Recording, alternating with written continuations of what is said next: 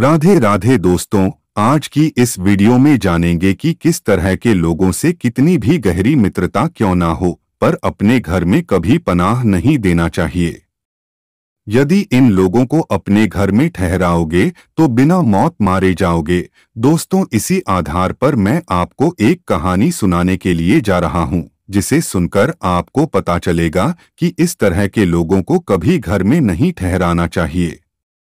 दोस्तों, एक बार की बात है, एक राजा के शयनकक्ष में मंदिरी नाम की जू ने डेरा डाल लिया था।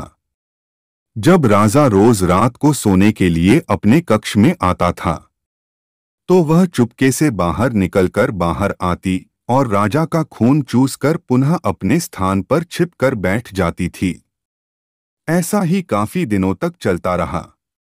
राजा को इस बात का एहसास तक नहीं हुआ कि मेरे बिस्तर में जून रहती है। सहयोग की बात, एक दिन कहीं से अग्निमुख नाम का एक खटमल राजा के शयन कक्ष में आ गया। जू ने जब खटमल को दिखा तो उसे वहां से जाने के लिए कहा। उसे अपने अधिकार क्षेत्र में किसी अन्य का दखल बर्दाश्त नहीं था। लेकिन खटमल भी कम चतुर नहीं था। उसने कहा, देखो, मेहमान से इस तरह बर्ताव नहीं किया जाता। जिस तरह तुम कर रही हो, मैं तुम्हारा मेहमान हूं और घर आया मेहमान भगवान के रूप में होता है।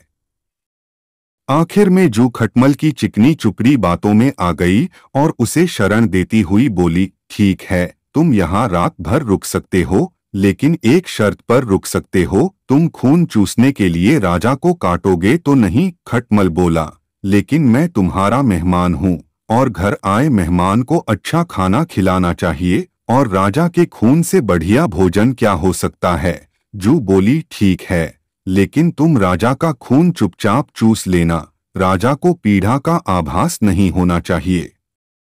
जैसा तुम कहोगी बिल्कुल वैसा ही होगा। यह कहकर खटमल शयन कक्ष में राजा के आने का इंतजार करने लगा।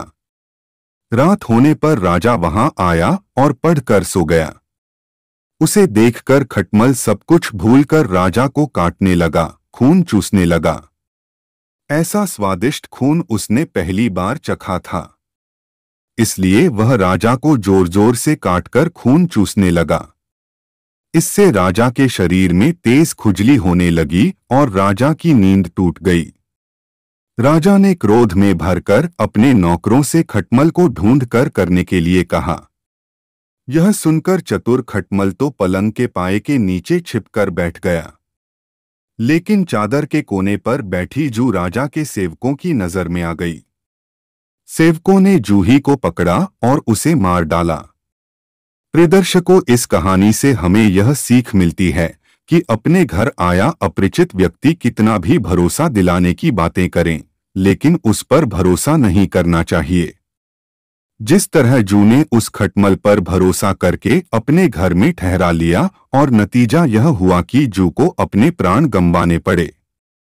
इसलिए अजनबियों पर कभी भरोसा ना करें और ना ही उन्हें अपने घर में ठहरने दें।